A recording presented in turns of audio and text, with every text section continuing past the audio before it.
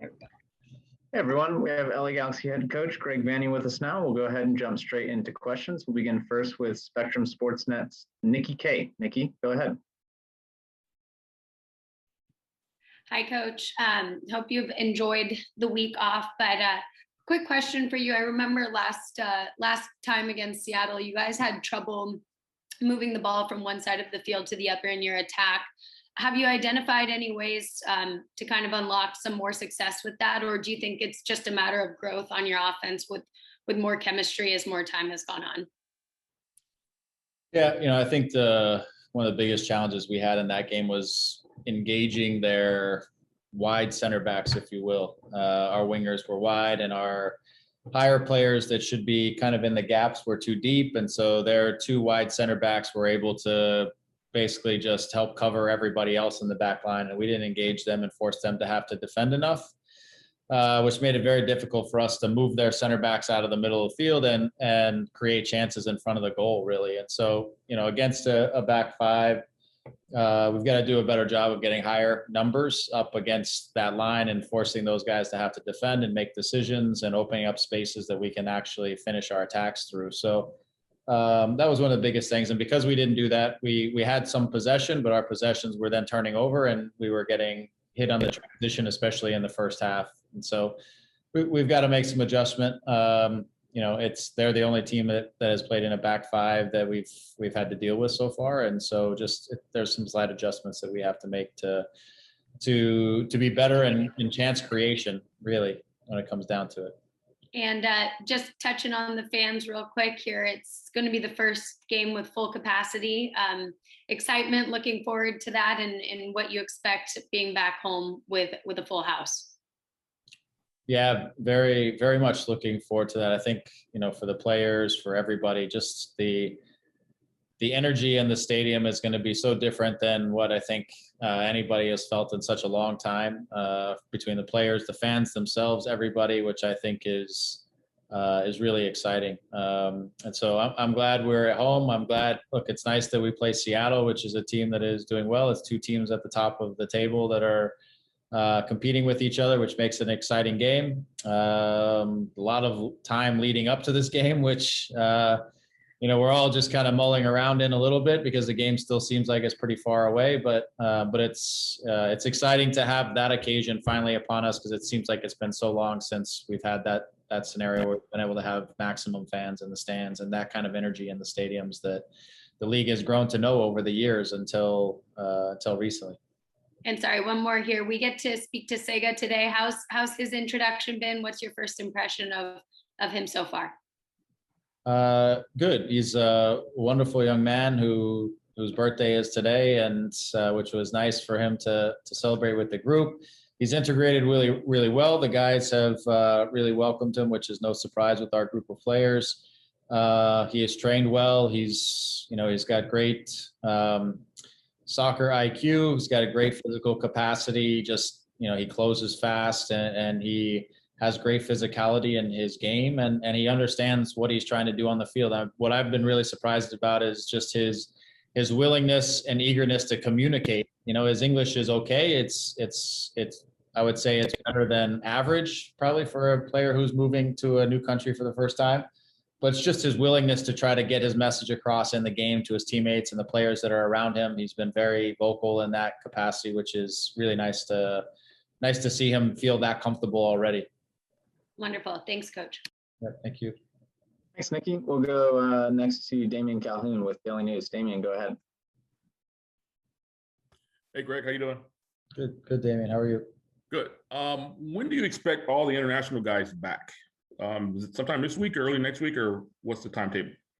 Yeah, they're starting to make their way back. I think Jonathan is back today. I think Sebastian back tomorrow. And I think guys then over the next few days are starting to return to market. I think we have everybody in as we start really our formal preparations for the next game, which will be on Monday. Yeah, so I think we have everybody that pretty much will be in by then. And any update on Ryan? Has he arrived yet, or still? We have a request in. He's got an appointment. We have a request in to expedite to try to get the appointment moved up a little bit sooner. As it's worked, we'll hear back from that here in the next day or so.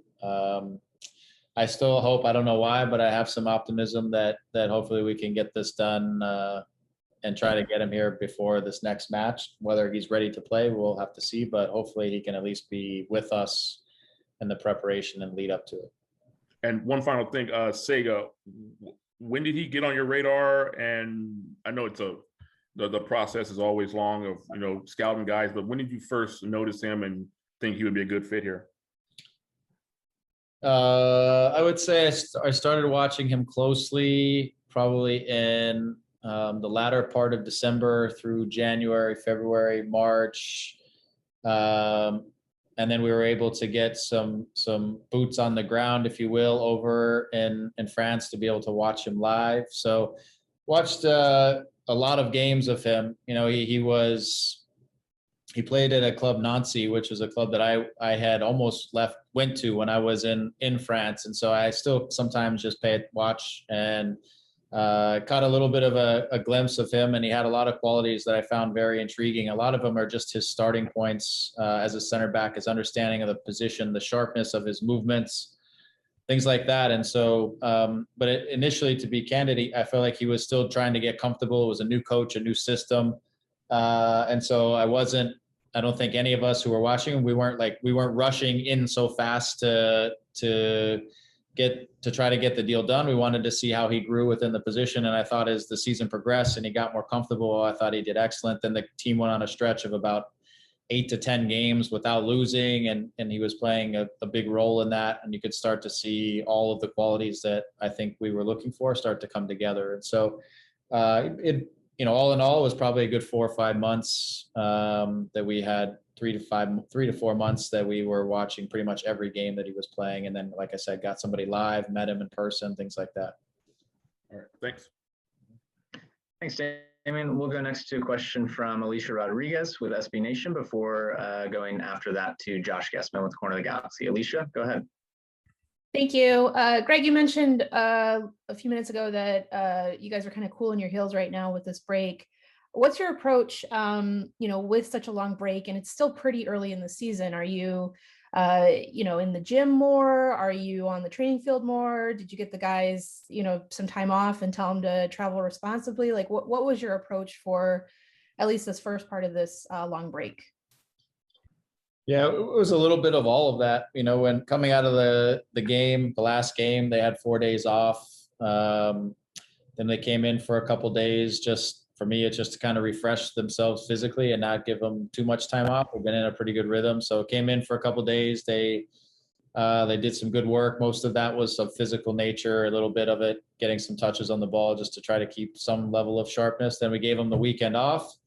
And now we just concluded a 3-day training stretch. They'll have tomorrow off. They'll have another 3-day training stretch. They'll have a day off. And then we normally like to have a 4-day preparation for a game. So that puts us into a 4-day prep for the Seattle match. So it's to try to keep them engaged, but also give them an opportunity for their bodies to recover a little bit and not try to force things too long. Today we played a little bit of a 60 minutes of a scrimmage, just again to stay connected to 11v11 full field soccer, just from a physical standpoint. So we're trying to tie all of that. We're spending a little bit of time just on some tactical things and some things that are as we continue to add players into the group and we have guys around, just trying to stay sharp and maybe even add a couple new wrinkles into what we're trying to do as we continue to progress.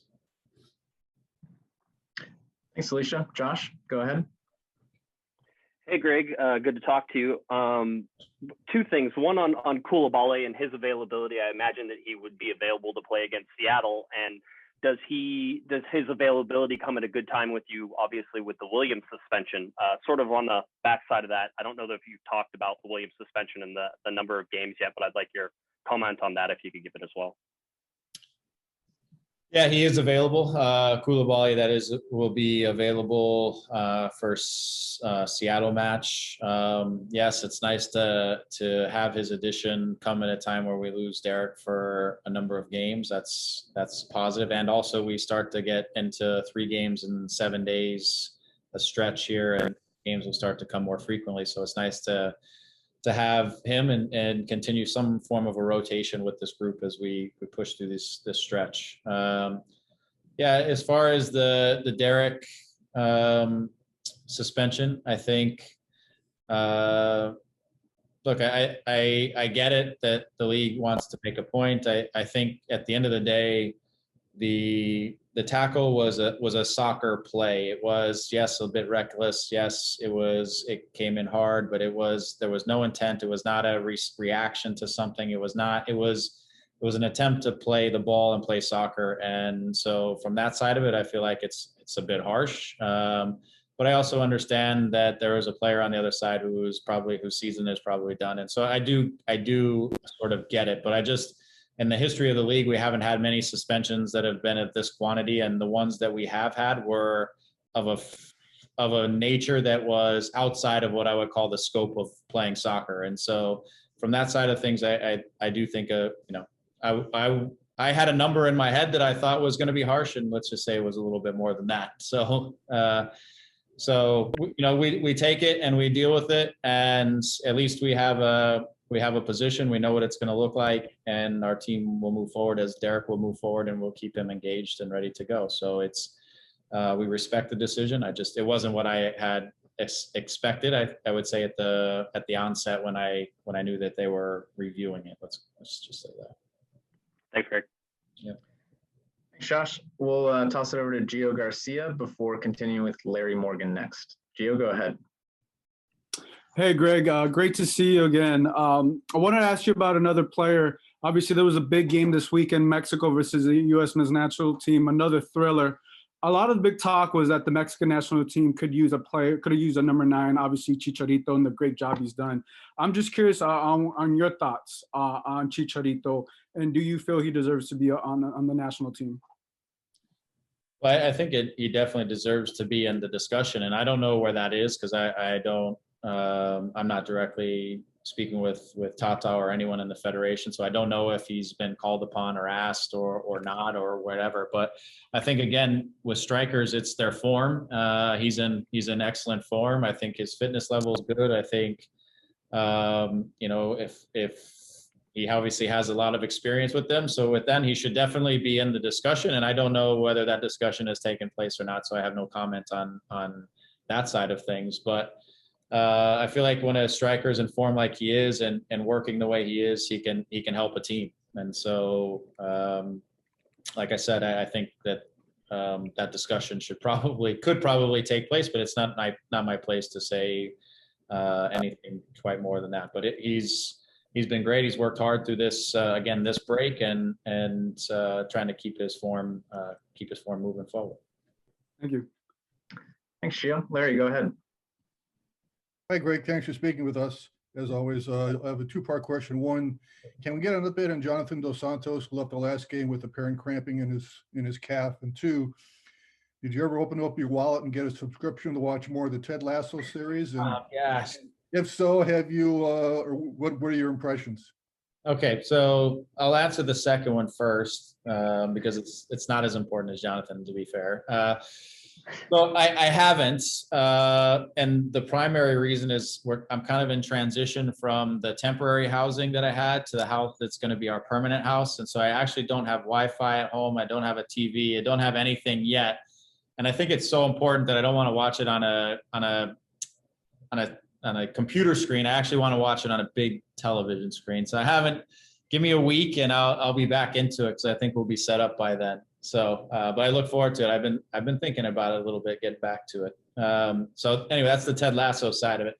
For Jonathan, he has a mild calf strain, and so we figured we got that news as he was in Colorado. We had an MRI. It was a little bit challenging just getting the MRI situated because of the long weekend and everything that was going on. But we got that as he traveled to Mexico. So he was with them for the stretch of these games.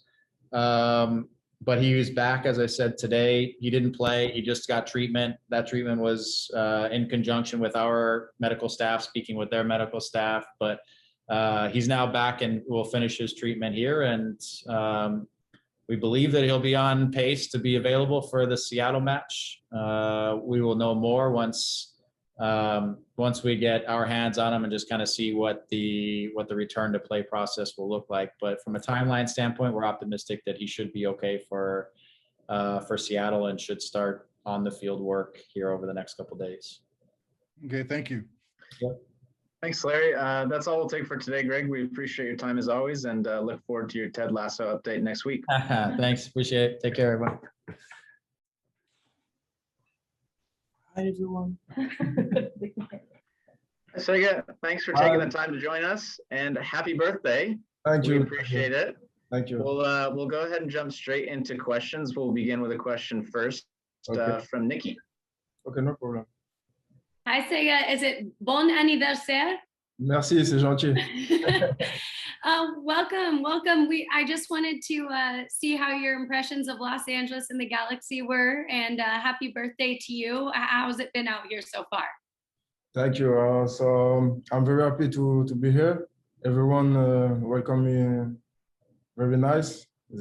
I feel like I'm at home, and it's 10 days since I'm here, and I'm very happy. I can't wait to start our game. And Sega, before you arrived, there was Sam, and he was the only Frenchman on the team. And Sasha was saying he had to translate a lot for him. But having you and Kevin, how's the language barrier working for you so far? For me, it's okay. I understand everything. Just I need some time to what to say, to have more vocabulary, but it's okay for the moment. Well, we appreciate you and welcome. Thank you. Awesome. We'll go next to a question from Damien Calhoun. Damien, go for it. Hi, Sega. How you doing? I am fine. Good. I want to get your thoughts on Major League Soccer. I'm sure you've had a chance to watch the Galaxy play. What's been your overall thoughts on the style of play and the quality of the league? Yes. Before I arrived, I watched many games of LA Galaxy, and for me, we have a great team with great players like Chicha, Jonathan, Dan. The goalkeeper, Jonathan, I think his name. So they have a lot of quality, and I hope we are gonna do great things. And before you came over, did you have options to stay in France with other teams? Yes, I have, but for me it's a big move. But j'ai réfléchi. I choose. For me, it's the best option because in USA they have good training facility, good staff, and I think it's a best option. In Europe, people think it's the level is higher in Europe, but for me, there is not the truth because they don't know, they don't come here to see, and now I can say it's a good choice because as I said, we have good training facility, good staff, everyone are helping the players, and I have all to give my best. Thank you. Thanks, Damien. Sega, you're doing really well in English, and also if you need, we do have Matthias Van Hals if you want to clarify anything or say something in French. But your English is incredible. I can speak English. No, it's very good, very good. We'll go next to Josh Gessman. Josh, go ahead. Hi, Josh. Hi, Sega. Happy birthday. Thank you. That's great. Is there anything, whenever you're thinking about going to different teams, you had options to go different places and come. Did coming to Los Angeles, the city itself, to California, to the United States, that play any role in that? Can you repeat, please? The end. Yeah. Whenever you had options to go other places in France, you had options maybe to play other places in the world. Yes. Did coming to Los Angeles, the city, the state, the United States, that play a big role into wanting to come to the Galaxy? Yes, exactly. So I want to live another thing than Europe. So I played maybe 15 years in Europe, and I want to do a big move for myself and to improve as a player and as a man. And I think USA is a country I like, the lifestyle, the other sports like NBA, NFL, and I want to discover another thing. So yes, it's a big role. It was a big role in my choice to come here, and I want to discover and grow up as a man and as a player also. Do you have some favorite NFL or NBA teams? NBA teams, I like Lakers because of LeBron James, but I like hockey, sport. Hockey. Hockey. Yes, hockey. Vegas. I don't know. Night. Yes, Vegas night. I like also. So yes, I like USA sports. Great, thank you. No problem. Thanks, Josh. We'll go next to a question from Chris Maldonado. Chris, go ahead. Hi, Chris. Sega, welcome to Los Angeles. Happy birthday. It's good to have you. Thank you. I'm wondering if you've had a chance to meet your new backline partners. You're going to be playing with some very experienced center backs like Daniel Steres, Jorge Villafana. Have you had a chance to get to know them a little bit? And what are your first impressions so far? And first impressions of Coach Coulibaly? My first impression is very good because there are a lot of players with more experience and a different way to play. So it's good for me to learn with them. So the coach, I spoke with him, and I had a good feeling. He speak a lot. He played in France before, and it's easy. We can talk, so it's more easy to adapt myself. And with the other players, it's the same. We speak a lot with Derek, Dan, Nick, Julian. So it's easy. That's soccer. We speak the same language. It's not English. We play all the football. Thanks, Chris. I think we have time for one more question. We can go to Josue Lopez. Josue, I know you had your hand raised. Josue, go ahead. Thank you very much, Chris. Hello, Sega. Happy birthday and welcome to MLS. Thank you. What are the strengths and characteristics that you have as a player? What will you bring to the LA Galaxy? What I can bring to LA Galaxy? Yeah, as a player, like what are your characteristics, your strengths? I'm a strong player. I'm comfortable with the ball also. Can play central back, like right back. My first position is central, but as I said, I can play right back also. I'm gonna try to bring my power, my intelligence. So yes, I'm gonna try to help as I can.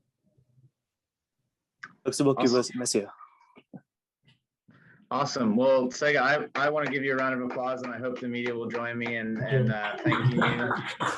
Thank you. Yeah, great job. Happy birthday. And that's all we'll take for today. Thanks, Sega. I can't wait to see you. Bye.